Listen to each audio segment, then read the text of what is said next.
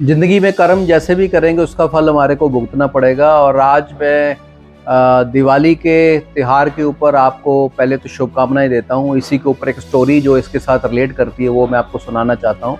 राजा दशरथ जो रामायण कथा में आप सुनते हैं, श्री रामचंद्र जी के पिता थे। और जब वो शिकार करने गए तो उनको आवाज़ आई, पानी की आवाज़ आई, कोई पानी जैसे कोई पी रहा है। तो उन्होंने उसी दिशा में अपना तीर चलाया। वो तीर जाके एक लड़के को लगा। उस लड़के ने जब हाय हाय की आवाज़ लगाई तो राजा दशरथ वहाँ पे भागे गए और देखा कि तालाब के पास एक लड़का गिरा हुआ और उसको उनका तीर जो उन्होंने छोड़ा था वो लगा हुआ है। जब उन्होंने पूछा तुम कौन हो, तो उन्होंने बोला कि मैं श्रवण हूँ और अपने अंधे माता पिता को तीर्थ स्थान घुमाने के लिए ले जा रहा था और उनको प्यास लगी थी, तो ये पानी भरने के लिए मैं यहाँ पे आया था। ये आप पानी जाके उनको पिला दीजिए क्योंकि वो पानी से प्यासे हैं। तो वो उसकी उस वक्त डेथ हो जाती है। तो वो राजा दशरथ क्या करते हैं, लोटा लेके उनके माता पिता के पास जाते हैं, बोलते हैं कि मेरे से एक गलत काम हो गया कि मेरे तीर से आपके बेटे की हत्या हो गई है और ये पानी पी लीजिए। तो उनके माता पिता जो अंधे थे वो बड़े रोने लग जाते हैं और उनको रोते रोते बोलते हैं कि जैसे हमारा बेटा इस दुनिया से चला गया और हम उसके वियोग में इस दुनिया में नहीं रह पाएंगे, इसी वियोग में हम श्राप देते हैं कि तुम भी इसी वियोग में इस दुनिया से चले जाओगे।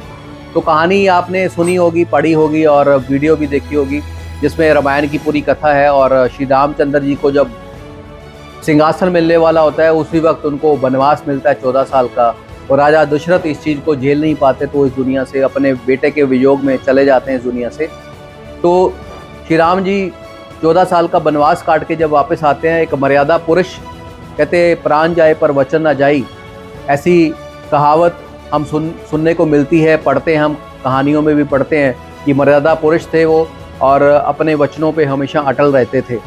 तो 14 साल के जब बाद वापस आते हैं अयोध्या, पूरी नगरी सजी होती है और धूमधाम से मनाया जाता है वो दिन, आज का दिन जिसको हम दिवाली का त्यौहार कहते हैं। तो कर्म अच्छे करते हैं ना दोस्तों, और कर्मों की मैंने बात की है तो कर्मों का हिसाब किताब हमारी पीढ़ी दर पीढ़ी हमारे को देना पड़ता है। इसलिए अच्छे कर्म करें और जो भी काम करें वो मन से करें, शिद्दत से करें, ईमानदारी से करें।